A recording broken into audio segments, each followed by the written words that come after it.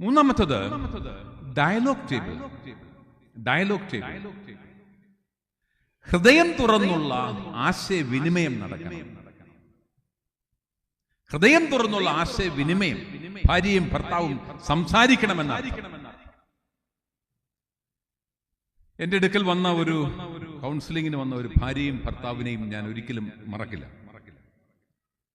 അവരുടെ കുടുംബ പ്രശ്നം പറയാൻ വന്നതാണ്. ഡൈവോഴ്സ് ചെയ്യാൻ പോവാണ്. അതിന് മുൻപ് അവർ വന്നിരിക്കുകയാണ് എന്നെ കാണാൻ വേണ്ടി. അന്ന് ഞാൻ SB കോളേജിൽ ജോലി ചെയ്യുന്ന സമയമാണ്. അപ്പൊ ആരോ പറഞ്ഞ് SB കോളേജിൽ ഒരു സാറുണ്ട്, പോയി കണ്ടു നോക്കി, ചിലപ്പോൾ രക്ഷപ്പെടുത്തു എന്ന് പറഞ്ഞു. അങ്ങനെയാണ് അവർ വരുന്നത്. വന്നു ആ സ്ത്രീ എന്നെ വിളിച്ചു. ഞാൻ അപ്പോയിന്റ്മെന്റ് കൊടുത്ത് വരാൻ പറഞ്ഞു. വന്നു, ഇരുന്നു. തുടങ്ങണമല്ലോ.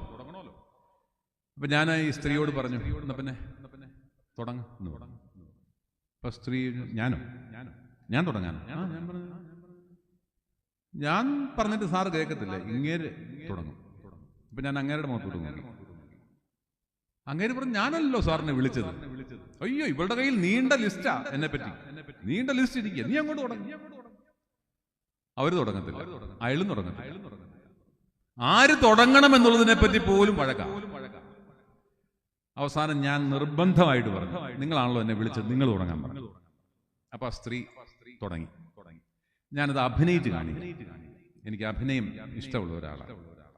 അതുകൊണ്ട് ഞാൻ ഷേക്സ്പിയർ നാടകത്തിലൊക്കെ പണ്ട് കോളേജിലായിരുന്ന കാലത്തൊക്കെ അഭിനയിച്ചിട്ടുണ്ട്. അപ്പൊ ആ ചെറിയ അഭിനയ പരിചയമൊക്കെ നിങ്ങൾ എന്റെ മുഖത്തോട്ടാണ് നോക്കേണ്ടത്, ശ്രദ്ധിച്ചിരിക്കണം. ആ സ്ത്രീ തുടങ്ങുകയാണ്.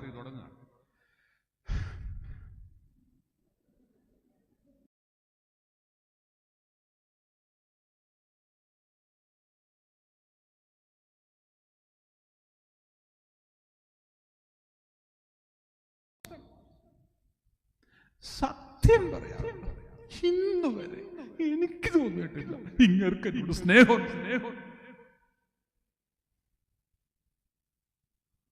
എനിക്കെല്ലാം മനസ്സിലായി. നീ അവരൊന്നും എന്നോട് പറയേണ്ട കാര്യമില്ല. കാരണം എന്താ? 13, വെറും 13 ആണോ? 13 കേട്ടോ, പോന്നോ? 13 വർഷം കണ്ണീരിന്റെ നനവുള്ള, വേദനയുടെ ഉപ്പുള്ള 13 വർഷങ്ങളാണ്. ആ സ്ത്രീ പറഞ്ഞു, എനിക്ക് തോന്നിയിട്ടില്ല ഇങ്ങനെ എന്നോട് സ്നേഹമുണ്ട്. അപ്പൊ ഞാൻ ന്യായമായും ഭർത്താവിന്റെ മുഖത്തേക്ക് നോക്കുമല്ലോ. ഞാൻ അദ്ദേഹത്തിന്റെ മുഖത്തേക്ക് നോക്കും. അദ്ദേഹം പറയാണ്, എന്റെ പൊന്നു സാറേ, എന്നെ വിശ്വസിക്കുക, ലോകത്തിൽ ഇവളോടല്ലാതെ എനിക്ക് ഒരു മനുഷ്യരോട് സ്നേഹമില്ല. അപ്പൊ ഞാൻ ഉടനെ ഇവരുടെ മുഖത്തേക്ക് ഇവര് പറയാം, എനിക്കിവിടെ തോന്നണ്ടെന്ന്. ഇതാണ് ഞാൻ പറഞ്ഞ കാര്യം. Dialogue table.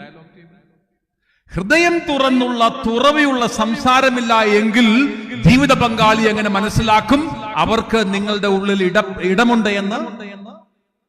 അയാൾ എങ്ങനെ മനസ്സിലാക്കും ഇടത്തെക്കുറിച്ച്? അതുകൊണ്ടാണ് പറയുന്നത് ഹൃദയം തുറന്നുള്ള ആശയവിനിമയം നടക്കണം എന്ന് പറയുന്നത്.